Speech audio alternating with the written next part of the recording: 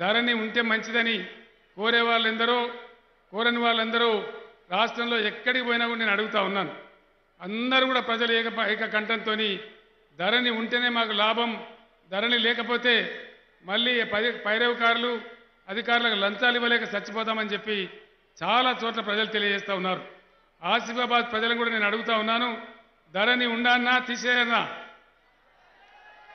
ఉండాలన్నా తీసేయన్నా, ఉండాలనే వాళ్ళు చేయలేవటండి. దయచేసి ఒకసారి ధరణి ఉండాలి కదా, గట్టిగా చెప్పాలి, వినబడతలేదు. ప్రజలు ఈ విధంగా చెప్తున్నారు, కాంగ్రెస్ పార్టీ వాళ్ళు తీసేయాలని చెప్తున్నారు. ధరణి పోతే రైతు బంధు ఎట్లా వస్తుంది, మళ్ళీ పైరవికారులకు పోవాలి.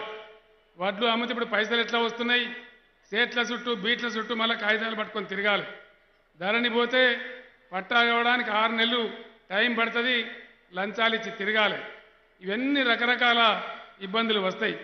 ప్రజల కోసమే ఆలోచించి, రైతుల కోసమే ఆలోచించి ధరణి తెచ్చినాం తప్ప వేరే విధమైన ఉద్దేశం కాదు.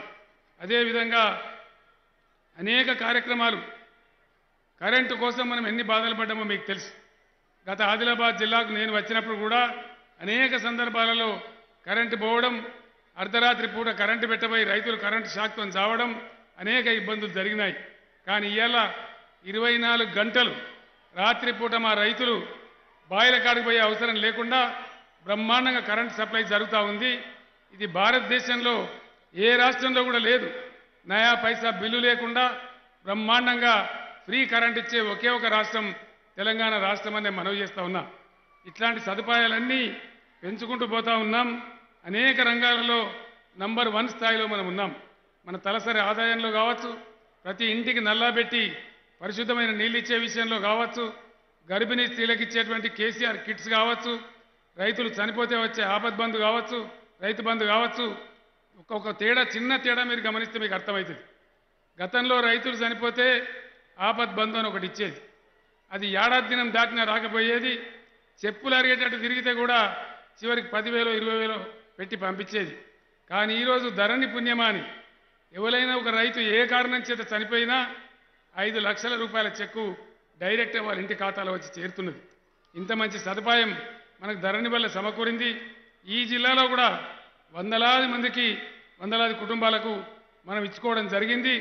భవిష్యత్తులో కూడా ఇదే విధంగా మనం ముందుకు పోతూ ఉంటాం. మొన్నటి నుంచి మొదలై ఈరోజు రైతు బంధు డబ్బులు మీకు వస్తూ ఉన్నాయి. ఏ విధంగా వస్తూ ఉన్నాయి? రైతు బంధు అక్కడ పడుతున్నదంటే మీ సెల్ ఫోన్లు టింగు టింగు మన మోగి మీకు మెసేజ్లు వస్తూ ఉన్నాయి. మీరు బ్యాంకులోకి పోయి మంచిగా మందు బస్తాలకు కానీ ఇత్తనాలకు కానీ బ్రహ్మాండంగా మీరు ఆ పెట్టుబడి ఉపయోగించుకుంటూ ఉన్నారు. ఈరోజు మంచి పని జరుగుతూ ఉంది. ఇంకా భవిష్యత్తులో కూడా మనం చాలా బాగా ముందుకోవాల్సినటువంటి అవసరం ఉంది. గతంలో రోడ్డు సదుపాయం కూడా గొప్పగా లేకుండే ఆసిఫాబాద్ ప్రాంతానికి.